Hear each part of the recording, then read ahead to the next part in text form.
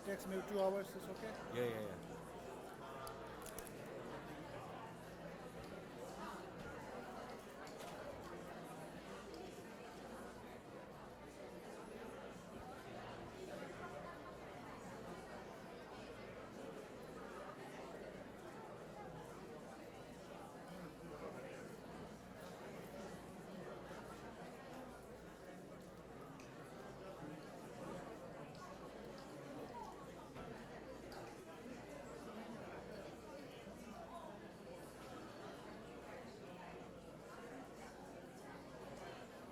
Please find a seat.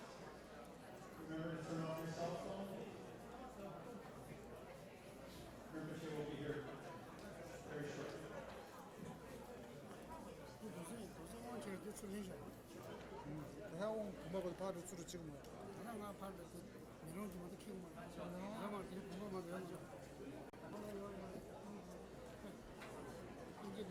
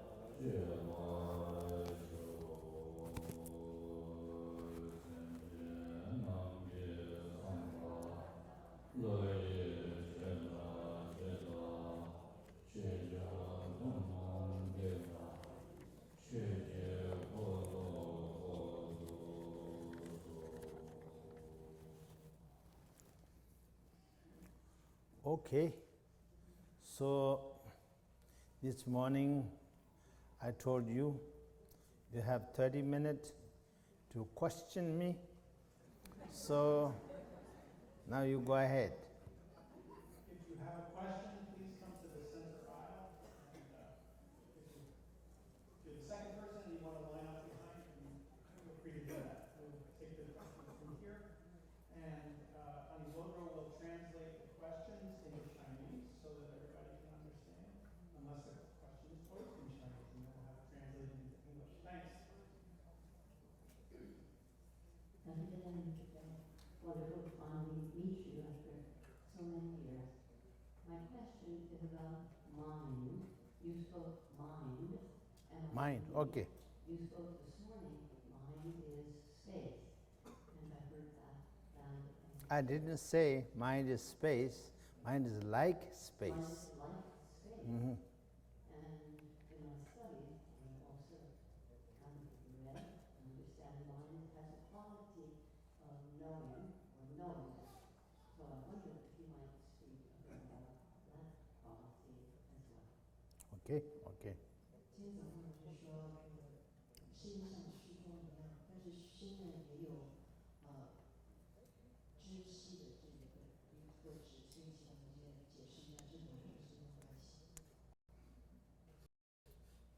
So is your question related to the ma'am's question? I'm asking that lady.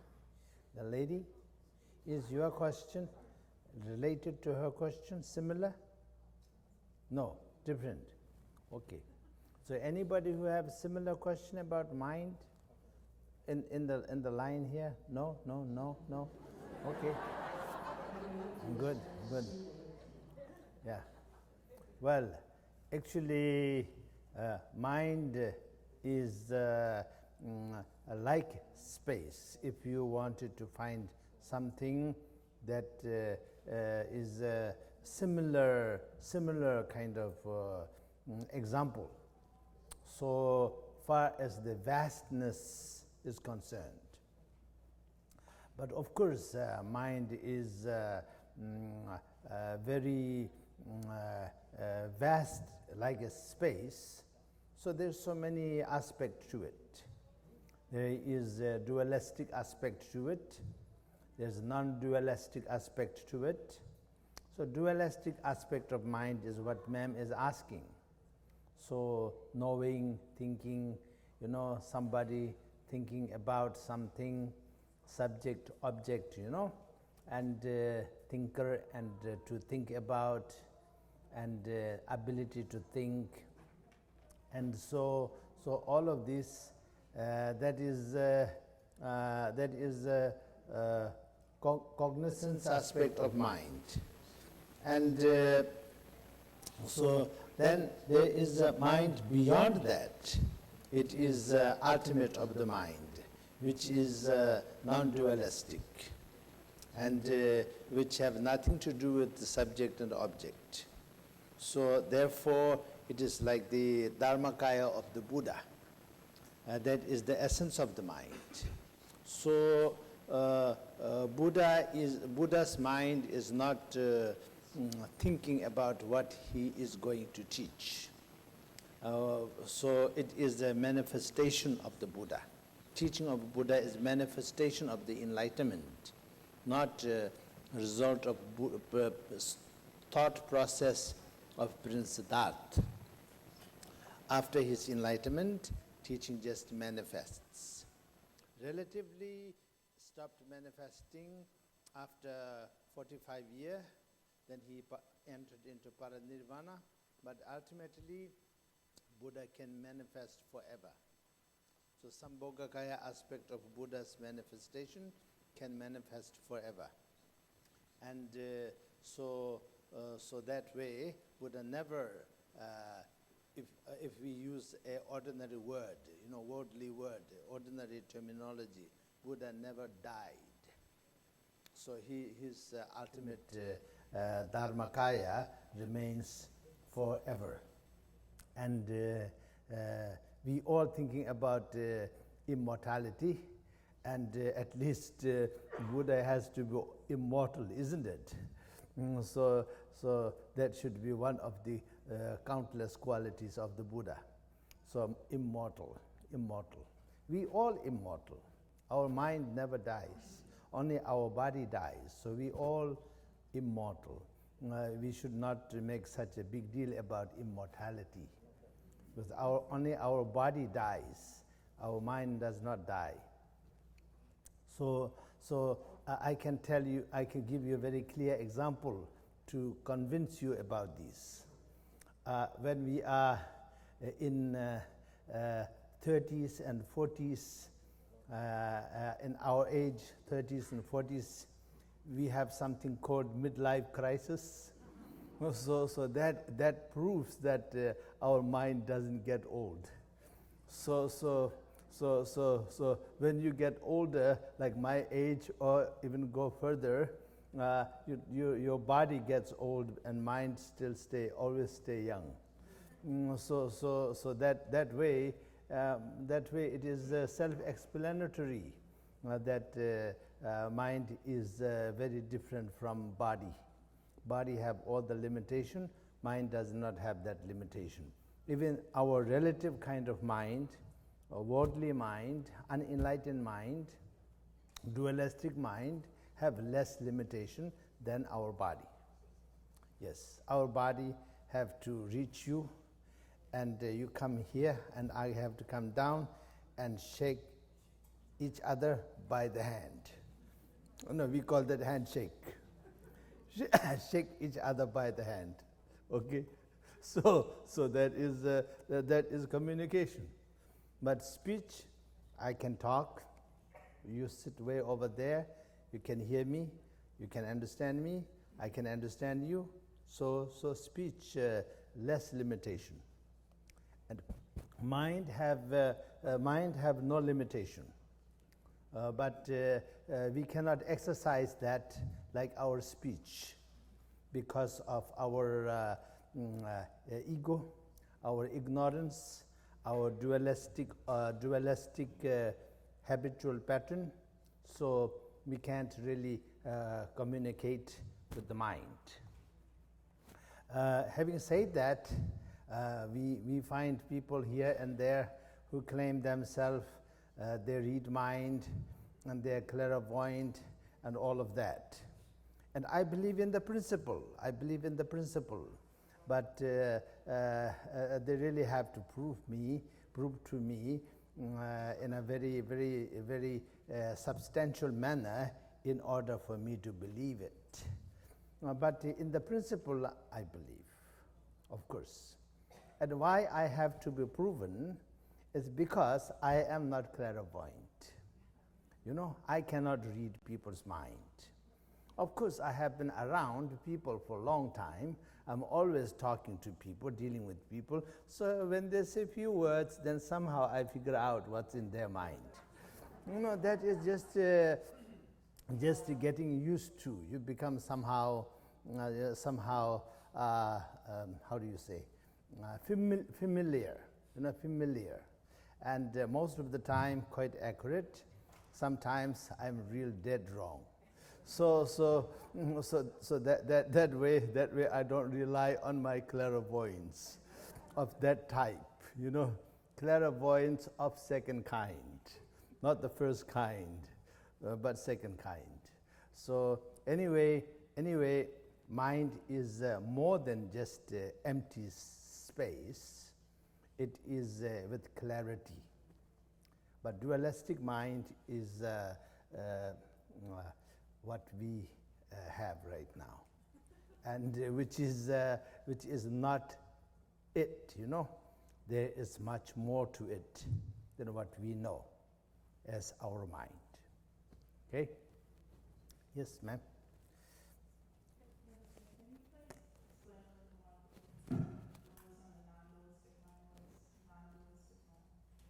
Mm-hmm.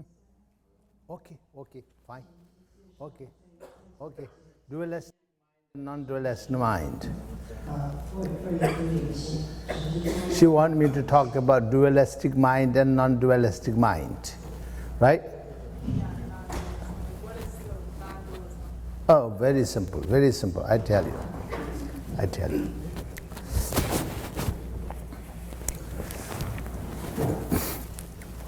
I have to give you a example that is relevant to you.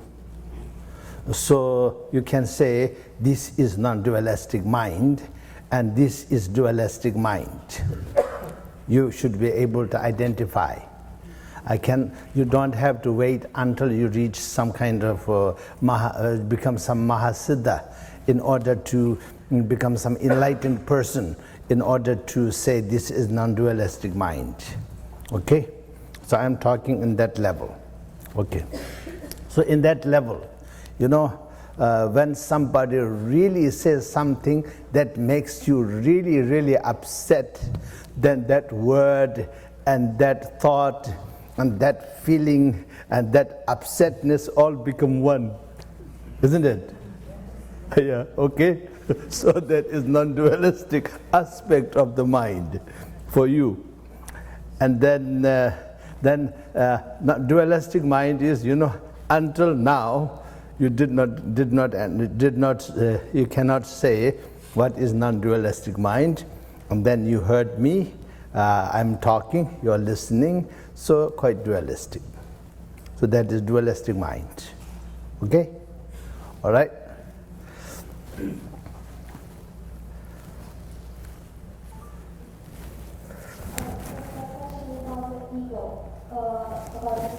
What is ego, and how to tell the difference, or how to find out someone's ego is big from in what way, like details, attitudes, behaviors, or what they are talking about, and how to deal with that.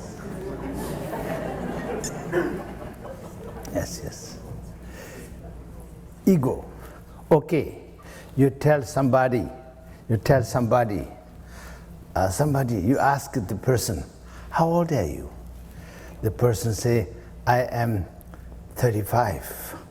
Oh my goodness, I thought you are 70. Oh, you are 35 only? Then how that person reacts. Then you know what ego is. Okay? And another person, people always tell me, they ask my age. I say, I'm 63. They say, oh, you don't look like a 63. You look young. I'm supposed to feel good, I'm supposed to feel good. So why do they say that? Is to make me happy. And because of my ego, I'm supposed to be happy. So that is ego.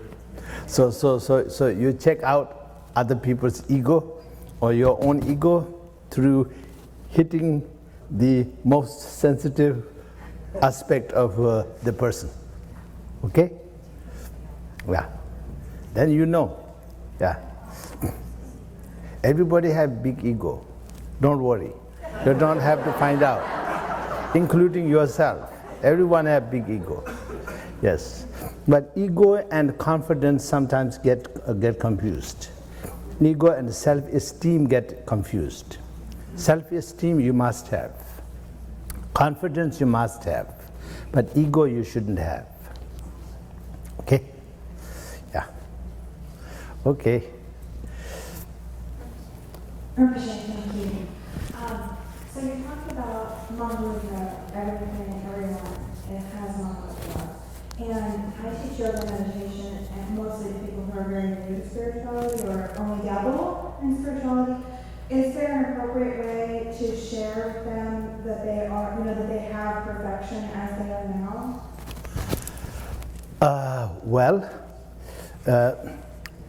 I think your people. You're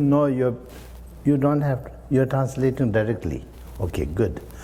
Because I'm a little confused, because you're translating directly and then you're translating separately. Yeah, okay. Now get back to the direct, right? Okay, good. So, it depends on who you are talking to and who you are working with. So what kind of people you work with, you know better. I don't know what kind of people you work with, okay? So how much you can tell them, how much you can't tell them, you should judge. I can't judge from here. I haven't even seen those people. I don't even know exactly what you're doing. So I can't say much there. But having said that, you can tell them, the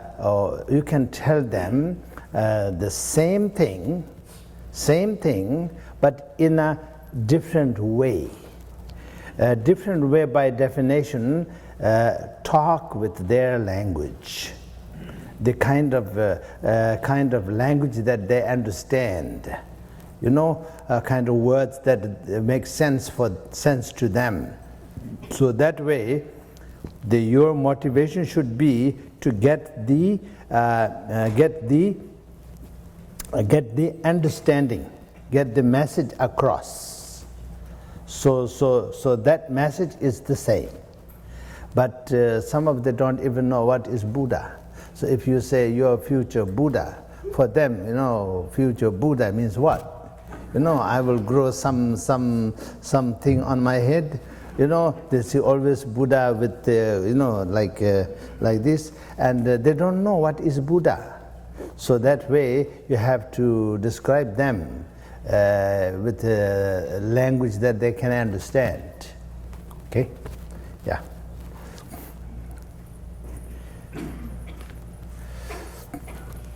Hello, Jay. I was wondering if you could speak a little bit on the relation between devotion and Mahamudra. Of? Devotion. Okay. In particular, having a pure devotion to a Lama in order to make your mind and receive blessings, what that relation is. Yes. Yeah, okay. Mahamudra includes all of that. If it does not include something, then it is not Mahamudra, it is Chota Mudra. You know, in Hindi, in Sanskrit, in Hindi, Maha means big, Chota means small. So it is not big mudra, it is small mudra. Okay, so Mahamudra covers everything. So your guru, or you say your lama, so your guru or lama is so important for, and you should have devotion. Why? Because of Buddha, not because of the person. The person is, my way of saying is, I am my mother's son. You know, that's it. Nothing more, nothing less. But because of Buddha, then Buddha, after enlightenment, transmitted the teaching to his disciples. Then Buddha became guru for them. And then they transmitted to their disciples. So that way, genuine lineage of Buddha's blessing in the form of teaching, etc., continued until today, for 2,600 years, 2,500 years plus. So that blessing you are receiving. So blessing is extremely important. Without devotion, no blessing. With devotion, blessing. Lots of devotion, lots of blessing. Little devotion, little blessing. And unstable devotion, unstable blessing. And stable devotion, stable blessing. So that you can't help very much, because you have to evolve, you know. Pretending does not really make you what you are. If you have really, really genuine compassion, then you have genuine devotion as well. Because compassion and devotion are the two sides of the coin. So devotion without compassion is you become the fan of your whoever you are devoted to. It's not real, genuine devotion. It is like a fan, you know. You're a fan of somebody, some star. So it's not real devotion, Dharma devotion. And then devotion without compassion is like that. And compassion without devotion is a kind of, you're being a little arrogant, you know. I can help you. You need help. Then person says, no, I don't need help. No, you need help. You really need help. You're in big trouble. I can help you. You know, like that. It becomes a little bit arrogance there. So devotion, compassion together, then it is very, very healthy. And devotion without compassion is little bit yourself, little bit inferiority complex. And then compassion without devotion is a little bit superiority complex. Okay? Or other way around. I don't know. But compassion is compassion is more ego-friendly than the devotion. Yes. Okay?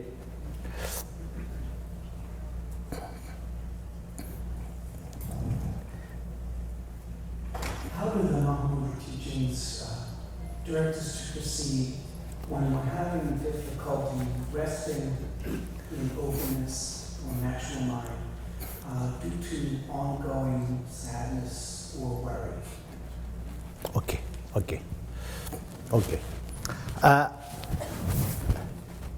Easy to say. I can say anything, and I can answer your question very easy. But easier said than done, I tell you. But I hope in your case it is not. Okay? So therefore I'm going to say it. Yeah? Then that is, you should know that your sadness or your disappointment or your whatever you feel that is your problem is nothing comparing to what some other people's problems are.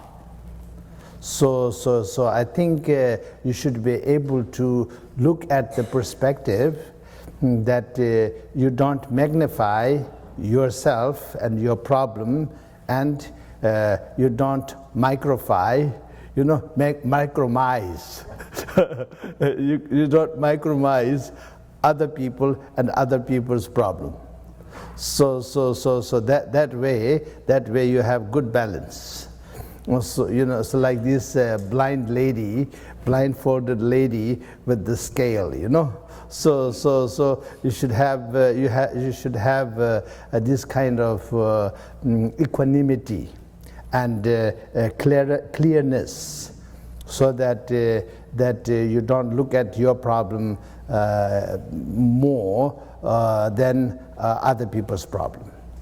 So that way, practically, you can find that your problem is really maybe 1% of most of people's problem.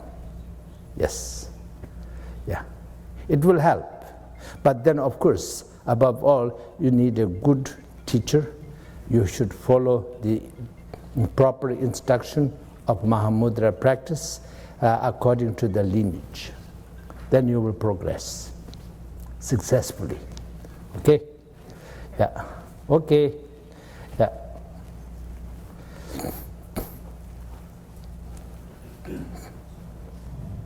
Thank you for a very interesting morning session, Rinpoche. I have a question. In the way of the white clouds, when Lama Anagarika Yes.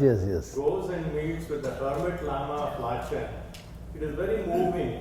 Towards the end, Lama Govinda asks the hermit Lama of Lachen to give me some final going away advice. And the Lama writes, the 18 kinds of emptiness, that should be your meditative practice. Would you be able to give, in short, what the 18 kinds of emptinesses are here? Otherwise, I defer to my honorable gentleman. No, it's okay. Okay, 18 aspects of emptiness is a bit long, because it is practically 18. Emptiness, great emptiness, Chimbo Tongbani, etc. 18, aspect. There's only 4, that's why I was wondering. No, that's different. That is Zuk Tongba, Tongbani Zu, Zula Tongbani Jemaino, Tongbani Lejazu Jemaino. So form is emptiness, emptiness is form, form is none other than emptiness, emptiness is none other than form, things like that. That is 4 that you're talking about. But this is much more. It is real practice instruction. And Tony Chobje is in the text. You can learn from the text. And so it will take a whole session, maybe 1 or 2 hours to explain. Okay? So therefore it is there. It is there. You can learn. You can learn from any of our guru who will spend at least 2 hours with you to explain one by one. Then you will understand. But then to practice it, it will take many years. Okay. So now the parting instruction, parting instruction when Guru Govind, Lama Govinda and Lachen Gomchen have left each other, then he gave him parting instruction, right? So my parting instruction to you is, it is not even one emptiness. Yeah? So 18 is good, very good, because you can go step by step. But then it is not even one, just be. Yeah. And just remain in the state of equanimity, then everything is as it is. everything is perfect. Yeah, you just say, everything is perfect. You just say it. Everything is perfect. Perfect. Perfect. That is my parting instruction. Okay? Yeah. My question is it always really difficult to create merit or to, is a merit and going towards enlightenment the same thing? Right? Merit, you mean? Merit and wisdom. Marriage. A man and women get married. Merit. Merit. Okay. Accumulation of merit. Okay. Higher wisdom is the same thing. Okay. Yeah. I think merit and wisdom accumulation. Okay. So actually, merit means, right condition to develop wisdom. Okay. For example, you wanted to do something good and beneficial for yourself and for others. You wanted to, really from bottom of your heart, but you couldn't do it because of some other reason. One reason or another reason, some very stupid reason. And that is because of lack of merit. You have the intention, everything, but because of lack of merit, you can't do it. So that is the definition of no merit. So a person with lots of merit, whatever he or she wanted to do, something meaningful, beneficial, it will be very easy. Able to just go ahead and do it, and then things fall in place.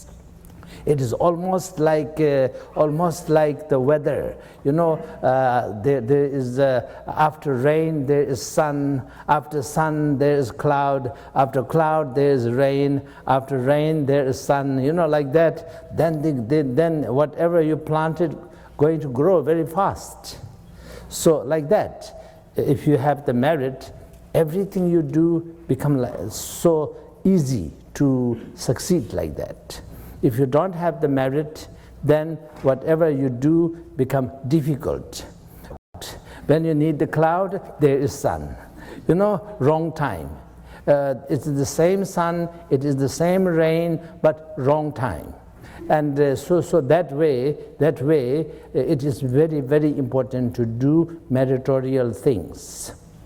Meritorial things means that anything that makes you happy. At the same way, there is things that makes others happy. And then also there is many things that makes you very upset. The same thing, there's many things that makes others upset. So you stop doing anything that upsets others, and and also causes harm to others. Anything that makes others happy. So small things like some beggars who have no food, you give them an apple, you give them a sandwich. Start from small things like that, and make offerings to Buddha, offerings to Sangha, be generous to underprivileged, things like that. You do your best, and be a nice person. So that way, be a pleasant person, nice person. I think you are. So that way, then merit will develop, and then meritorial person will be able to do anything with success. Okay? So wisdom will happen as a result of having good condition to develop wisdom. And I give you another example, quick. So that is So then the knowledge and wisdom that I got from my gurus is out of the window. because it's supposed to make my ego diminish. It makes my ego bigger. That means I don't have the merit, you know. So in that case, I have to accumulate more merit and things like that. Yeah? Good. Yeah. We're at 34 minutes, so we have time for one more question. Okay. So it has to be the last. 1 or 2, it's okay. Yeah. True nature of the mind. It's possible that one experiences if they are doing meditation for a while and once or twice. And you could just, you told us from the experience to wisdom, that's how you progress. But my question is, how will I make that? Is it something varied by the person? Do I have to go to my teacher and ask for the specific practice for it? Or like, is this a matter of accumulation of merit and purification of negative karma? If I do both of them and when the right time comes, it will naturally happen more. Can you explain how one should progress just for the glimpse of experience to the realization? Yeah, okay. Recognition of nature of mind is so frequent.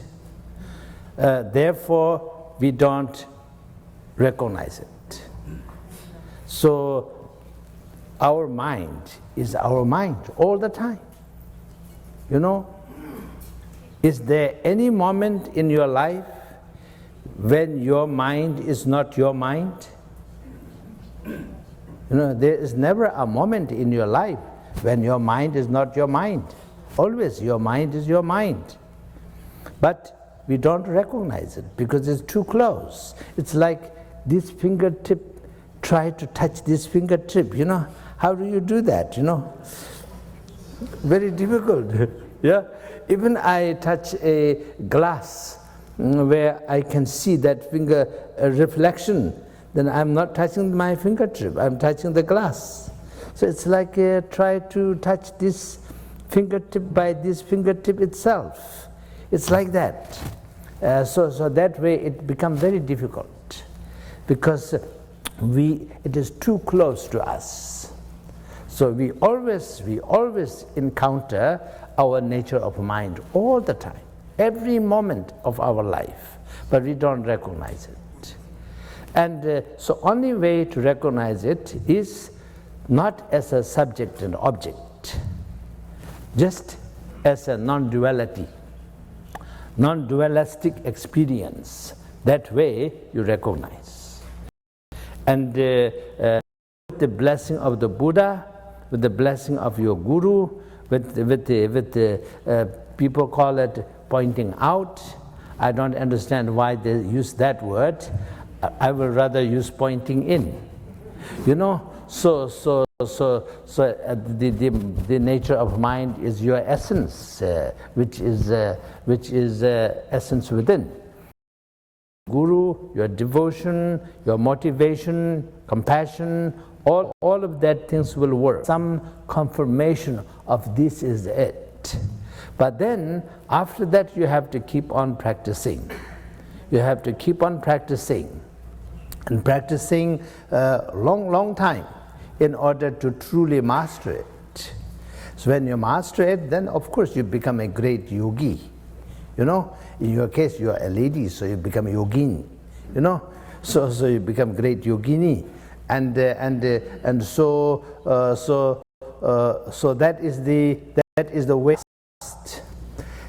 That of course, as a result of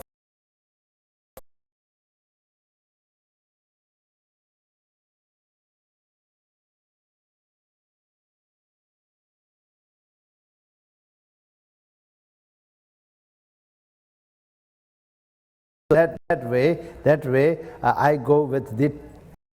So the people make sure that they practice Dharma, everything correctly.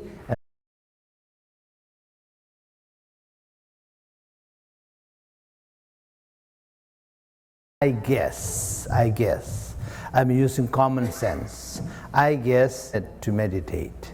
So you are doing it very And before you manage to complete the first practice, about the second practice, then you got a little confused, you know. Yeah, it is like time travel. Backward, then you end up catching yourself forward. So something like that. So you are practicing very nicely, and then before you finish to practice the compassion, then I talked about the devotion. Big deal, just practical, technical, time, you know, time problem. Yeah, ME problem. Yes, no other problem. Yes, yeah. So home, you take time.